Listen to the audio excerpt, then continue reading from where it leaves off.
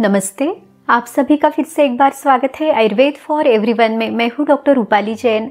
आज के वीडियो में हम ऐसी 5 आयुर्वेदिक रसायन और वाजीकरण औषधियों के बारे में जानेंगे जो आपको हमेशा जवान रखने के लिए बेहद फायदेमंद होगी। ये वीडियो स्त्री और पुरुष इन दोनों के लिए है। सबसे पहले ये समझते हैं कि रसायन और वाजीकरण इन शब्दों का अर्थ क्या है। तो रसायन यानी ऐसी औषधियाँ जो लंबी उम्र के लिए, अच्छी स्मरण शक्ति, मेमोरी के लिए, लंबे समय तक युवा रहने के लिए, शरीर का इंद्रियों का बल अच्छा रखने के लिए, स्किन कॉम्प्लेक्शन को अच्छा रखने के लिए बहुत अच्छे से मदद करती है। और जो वाजीकरण औषधियाँ है वो पौरुष शक्ति को बढ़ाने के लिए, अच्छी संतति के लिए मदद करती है। तो ओवरऑल ये जो 5 रसायन और वाजीकरण औषधियाँ है ये आपको अच्छी स्ट्रेंथ, स्टैमिना के लिए मदद करेंगी। इन सभी की पूरी जानकारी, सही सेवन विधि, सही मात्रा, अनुपान यानी किन चीज़ों के साथ आपने इन्हें मिक्स करके लेना है, क्या सावधानी आपने लेनी है, तो इसकी पूरी जानकारी के लिए वीडियो आखिर तक ज़रूर देखिए ताकि आपको इसका पूरा फायदा भी मिल सके।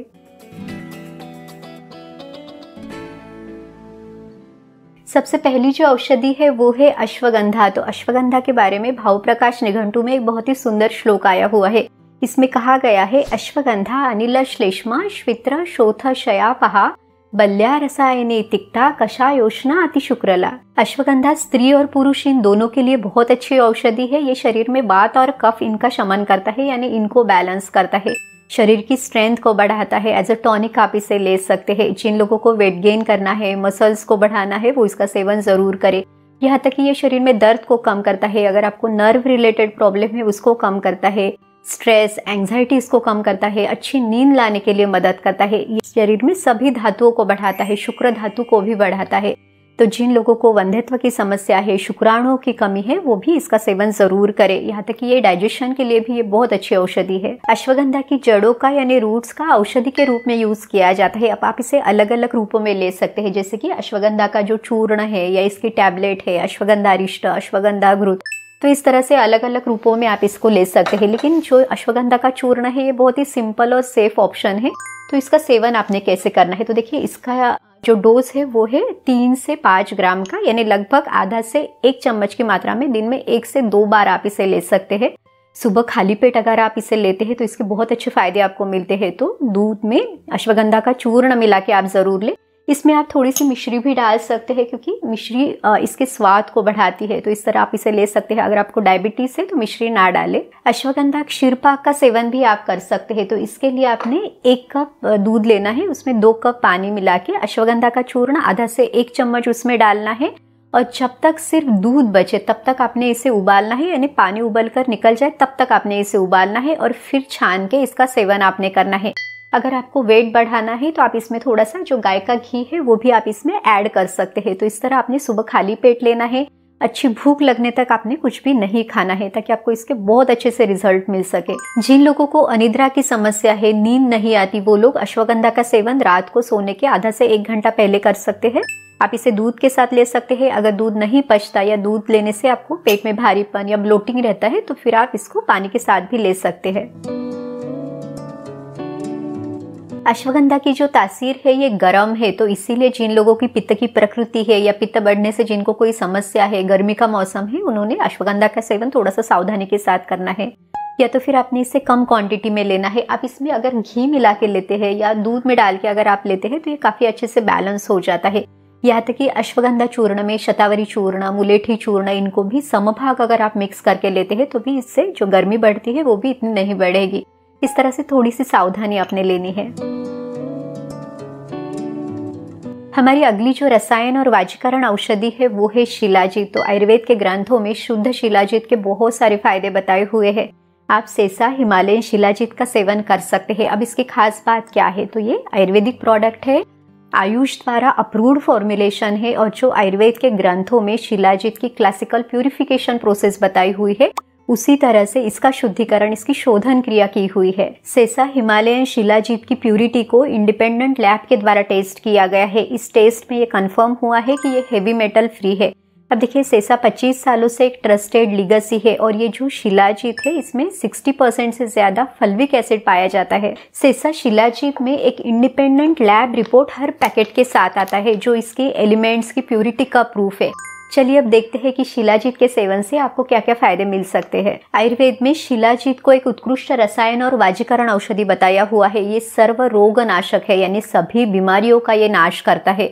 स्वस्थ व्यक्ति और रोगी दोनों इसे ले सकते हैं। ये शरीर का बल, इंद्रियों का बल बढ़ाने के लिए मदद करता है, सभी धातुओं को बढ़ाता है, शुक्र धातु को भी बढ़ाता है। तो इसलिए शुक्र धातु से संबंधित अगर किसी को कोई समस्या है, वंध्यत्व है, तो इसमें ये बहुत फायदेमंद है।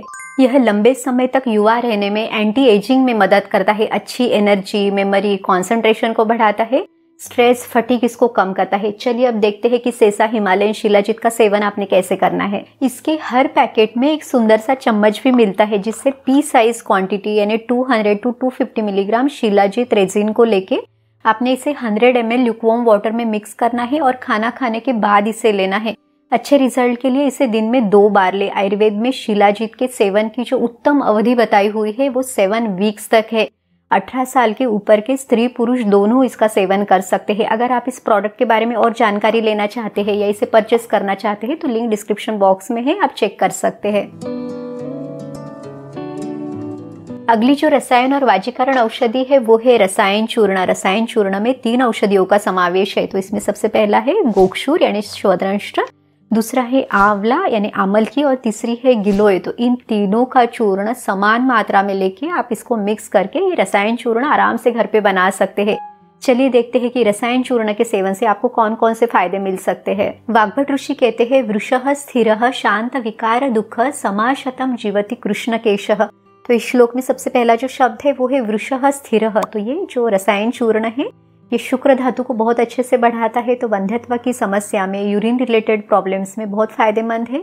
यहाँ तक कि 7 धातुओं का जो सार है यानी जो ओज है उसको भी वो बढ़ाता है, तो शरीर की इम्यूनिटी को ये अच्छा रखता है। इसके बाद बताया हुआ है शांत विकार दुखम, यानी शरीर की जितने भी विकार है, दुख है, तो इनका ये विनाश करता है। समाशतम जीवति यानी ये शतायु होने के लिए, 100 वर्ष तक दीर्घायु रहने के लिए ये मदद करता है। रसायन चूर्ण शरीर में वात पित्त कफ इन तीनों दोषों को बैलेंस करता है, इन तीनों का समतोल बनाए रखता है। इसीलिए सभी प्रकृति के लोग, स्त्री पुरुष सभी इसका सेवन कर सकते हैं।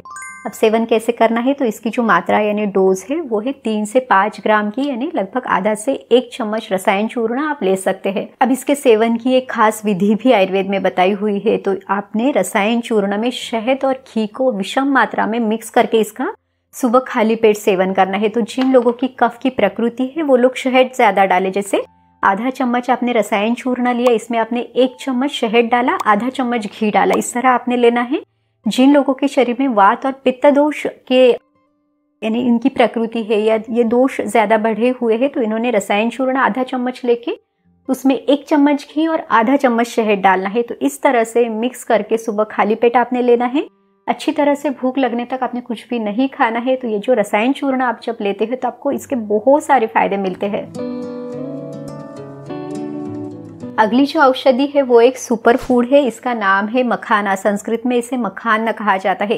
ये भी बच्चे, बड़े, बुजुर्ग, स्त्री पुरुष, यहाँ तक कि गर्भावस्था में, डिलीवरी के बाद भी आप इसका सेवन कर सकते हैं। ये भी शरीर में वात पित्त कफ इन तीनों दोषों की समस्याओं को कम करता है। खास करके पित्त दोष को ये बहुत अच्छे से कम करता है, क्योंकि इसकी जो तासीर है ये ठंडी है।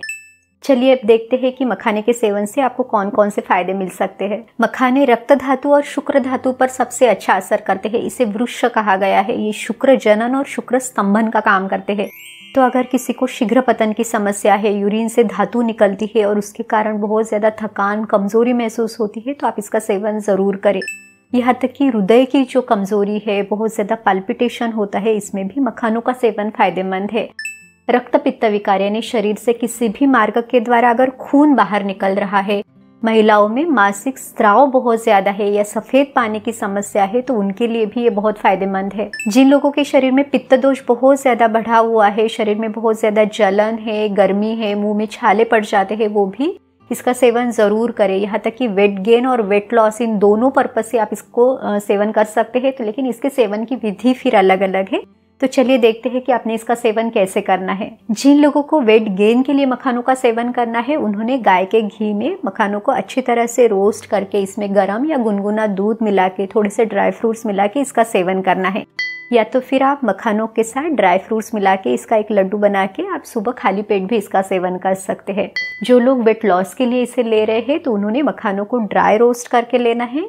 थोड़े से तेल में जीरा है, थोड़ा भुना चना है, कड़ी पत्ता, अपने पसंद के अनुसार जो स्पाइसेस है, ये सारा मिला के मखाने मिला के अच्छे से आपने इसका चूड़ा बना के रखना है। और जब भी आपको बीच में भूख लगे, जो भी आप जंक फूड है उसके जगह पे जो 15 से 20 मखाने हैं इसका सेवन आपने करना है। अब देखिए इसमें कैलोरीज कम है तो ये आपको वेट लॉस के लिए भी मदद करते हैं। सिर्फ इसको खाने की जो सही सेवन विधि है वो हमने फॉलो करनी है। आपने सावधानी क्या लेनी है, तो देखिए मखाने गुरु है यानी पचने के लिए ये भारी है, तो इसीलिए अगर आप इसको ज्यादा क्वांटिटी में लेते हैं तो फिर इससे आपको ब्लोटिंग, कॉन्स्टिपेशन इस जैसी तकलीफ हो सकती है। तो आपने कम क्वांटिटी में इसका सेवन करना है। साथ ही में ये रुक्ष है यानी इसमें रूखापन है, इसीलिए हमने तेल और घी का इसको रोस्ट करते समय इस्तेमाल किया है ताकि इसकी जो रुक्षता है, रूखापन है वो कम हो सके। जो आखिरी रसायन और वाजीकरण औषधि है वो है अंजीर यानी कॉमन फिग। इसे संस्कृत में फल्गु कहा जाता है। तो इसमें कहा गया है तर्पणम ब्रूहणम फल्गु गुरु विष्टम्भी शीतलम। तर्पणम यानी ये तर्पण करता है, संतुष्टि, एक तरह का सेटिस्फैक्शन देता है, बीमारी की बात की थकान को ये कम करता है, ब्रूहन करने वाला है यानी शरीर की धातुओं को बढ़ाने वाला, स्ट्रेंथ देने वाला है। तो जिन लोगों को यानी कोई ऐसा न्यूट्रिशियस चाहिए, जो लोग बहुत जिम एक्सरसाइज करते हैं, बहुत व्यायाम करते हैं, तो उनके मसल्स को बढ़ाने के लिए, शरीर को स्ट्रेंथ देने के लिए बहुत अच्छा फूड है। अब इसके जो गुण बताए हुए हैं तो इसमें इसे गुरु कहा गया है यानी ये भी पचने के लिए भारी है, स्निग्ध है यानी शरीर में स्निग्धता उत्पन्न करता है।